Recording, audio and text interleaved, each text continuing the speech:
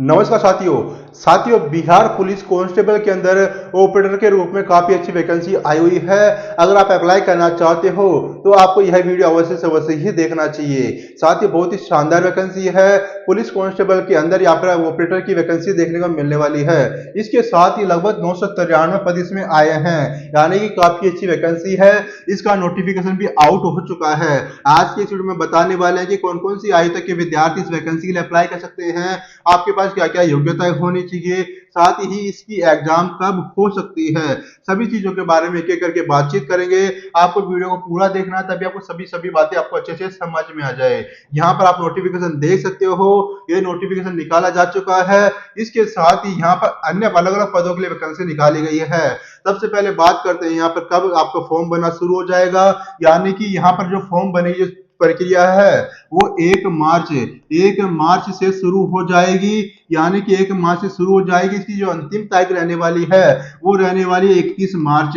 यानी कि 31 मार्च से पहले आपको इसका फॉर्म भर के डाल देना है। उसके साथ ही बात करें अन्य चीजों के बारे में, इसका जो नोटिफिकेशन आ चुका है, नोटिफिकेशन आने के बाद इस वैकेंसी के लिए बात कर रहे हैं। उसके साथ ही बात करें अन्य कैटेगरी की अलग अलग वैकेंसी निकाली गई है। अगर आप गैर आरक्षित विद्यार्थी हो तो यहाँ पर आपको 3, 4 और 5 यानी कि काफी अच्छी वैकेंसी देखने को मिल रही है। उसके साथ ही अगर आप ईडब्ल्यूएस कैंडिडेट हो तो यहाँ पर 7 वैकेंसी देखने को मिल रही है। साथ ही यहाँ पर 99 पद वैकेंसी देखने को मिल रही है। जनरल वाले विद्यार्थियों के लिए यहाँ पर 408 वैकेंसी देखने को मिल रही है। जो भी ईडब्ल्यूएस कैंडिडेट्स हैं उनको यहाँ पर 99 पद देखने को मिल रहे हैं। उसके साथ ही यहाँ पर अनुसूचित एससी वालों विद्यार्थी के लिए 157 पद रिजर्व किए गए हैं और साथ ही एसटी वालों के लिए 10 पद रिजर्व किए गए हैं। साथ ही ईबीसी वालों के लिए यानी कि अत्यंत पिछड़ा वर्ग के लिए 175 पद रिजर्व किए गए हैं। उसके साथ यहाँ पर पिछड़ा वर्ग के लिए 113 पद रिजर्व किए गए हैं। उसके साथ ही यहाँ पर पिछड़े वर्गों की महिलाओं के लिए यहाँ पर 31 पद रिजर्व किए गए हैं। यानी कि काफी अच्छी वैकेंसी है। टोटल मिलाकर के यहाँ पर 993 वैकेंसी आई हुई है। उसके साथ ही यहाँ पर बिहार पुलिस रेडियो संगठन के अंदर यह वैकेंसी आई हुई है। और चीजों के बारे में बात करें, यहाँ पर आपको अच्छे से समझ लेना है और काफी अच्छी सैलरी भी देखने को मिल रही है। उसके साथ ही सैलरी के बारे में बात करते हैं, यहाँ पर 21,700 से यहाँ पर आपके पास में 69,100 रुपए तक आपको सैलरी देखने को मिलेगी। यानी कि काफी अच्छी सैलरी यहाँ पर देखने को मिलेगी। बिहार पुलिस रेडियो संगठन यानी सिपाही प्रचारक के लिए यह वैकेंसी निकाली गई है। जिसके साथ ही अलग अलग कास्ट के लिए, अलग अलग कैटेगरी वालों के लिए यहाँ पर वैकेंसी देखने को मिल रही है।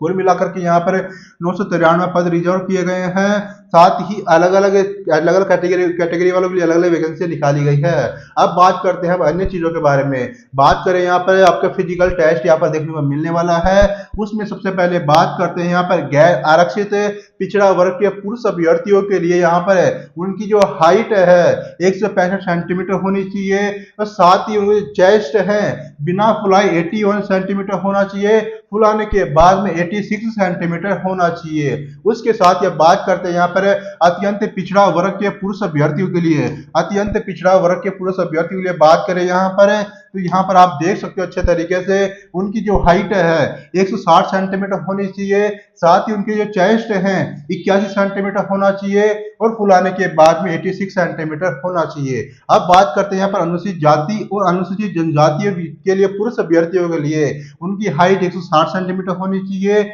उनका जो चेस्ट है 79 सेंटीमीटर होना चाहिए और साथ ही फुलाने के बाद में यहाँ पर 84 सेंटीमीटर होना चाहिए। अब बात करें यहाँ पर महिलाओं के लिए, सभी वर्ग की महिलाओं के लिए बात करते हैं यहाँ पर उनकी जो हाइट है 155 सेंटीमीटर होनी चाहिए। उसके साथ ही अच्छे तरीके से आपको देख लेना, पढ़ लेना है, तभी आपको अप्लाई करना होगा। अब बात करते हैं यहाँ पर कौन कौन सी आयु तक के विद्यार्थी इस वैकेंसी के लिए अप्लाई कर सकते हैं, आपके पास क्या क्या योग्यताएं होनी चाहिए। सबसे पहले बात करें यहाँ पर महत्वपूर्ण चीजों के बारे में, तो आपको अच्छे से समझ लेना, समझने के बाद ही आपको अप्लाई करना होगा। अब से पहले बात करते हैं यहाँ पे शैक्षणिक अर्हता के बारे में, यानी कि पद के लिए शैक्षणिक अर्हता इंटरमीडिएट विज्ञान, साथ ही 10+2 यानी जिन विद्यार्थियों ने 10+2 यानी पीसीएम फिजिक्स केमिस्ट्री मैथ से कर रखा हुआ विद्यार्थी इस वैकेंसी के लिए अप्लाई कर सकते हो। साथ ही जो विद्यार्थी जनरल से हो, साथ ही ओबीसी से हो या फिर ईडब्ल्यूएस से हो उन विद्यार्थियों के कम से कम यहाँ पर 50% मार्क्स होने चाहिए। उसके साथ ही अगर आप एससी से हो, आप एसटी से हो या फिर आप पीएच कैंडिडेट हो तो उनके कम से कम 45% मार्क्स 12th के अंदर रहने ही चाहिए, तभी आपको अप्लाई करने का मौका मिलेगा। उसके साथ ही बात करें यहाँ पर एज लिमिट के बारे में तो 18 से 25 वर्ष तक के विद्यार्थी इस वैकेंसी के लिए अप्लाई कर सकते हैं। अब बात करें यहाँ पर छूट के बारे में तो यहाँ पर है पिछड़ा वर्ग कोटि और अत्यंत पिछड़ा वर्ग कोटि के पुरुषों के लिए न्यूनतम उम्र 18 वर्ष और अधिकतम 27 वर्ष होनी चाहिए। यानी कि जो पिछड़ा वर्ग कोटि एवं अत्यंत पिछड़ा वर्ग कोटि स्टूडेंट्स हैं, जो पुरुष विद्यार्थी है, उनको यहाँ पर 2 साल का बेनिफिट देखने को मिल रहा है। अब बात करें यहाँ पर पिछड़ा वर्ग कोटि और अत्यंत पिछड़ा वर्ग कोटि के महिलाओं के लिए यहाँ पर न्यूनतम है 18 से 28 वर्ष की गई है, यानी कि 18 से 28 वर्ष तक की महिलाएं इस वैकेंसी के लिए अप्लाई कर सकती है। उसके साथ ही अनुसूचित जनजाति और अनुसूचित जनजाति यानी एससी एसटी विद्यार्थियों के लिए यहाँ पर है, और साथ ही जो ट्रांसजेंडर विद्यार्थियों के लिए यहाँ पर 18 से 30 वर्ष यहाँ पर उम्र रखी गई है। यानी कि एससी एसटी और साथ ही जो ट्रांसजेंडर्स होते हैं उनकी यहाँ पर एज लिमिट 18 से 30 वर्ष की गई है। इस तरह से आपको यहाँ पर देखने को मिलेगा। उसके साथ ही यहाँ पर आपको अच्छे समझ लेना है, जो भी ट्रांसजेंडर अभ्यर्थी है उनके लिए शारीरिक मापदंड महिलाएं अभ्यर्थियों के समान ही रहने वाला है। यानी कि जिनकी हाइट है, जो ट्रांसजेंडर है, उनकी जो हाइट 155 सेंटीमीटर रखी गई है। उसके साथ ही अन्य चीजें उनके ऊपर अलाउ नहीं होती है। अब बात करते हैं यहाँ पर अन्य जो महत्वपूर्ण चीजें हैं उनके बारे में मैंने आपको जानकारी दे दी है। उसके साथ ही अगर आप चाहते हो तो कोई भी चीज आप कमेंट करके पूछ सकते हो, आपको कोई भी डाउट होता है तो आप हमें कमेंट करके पूछ सकते हो।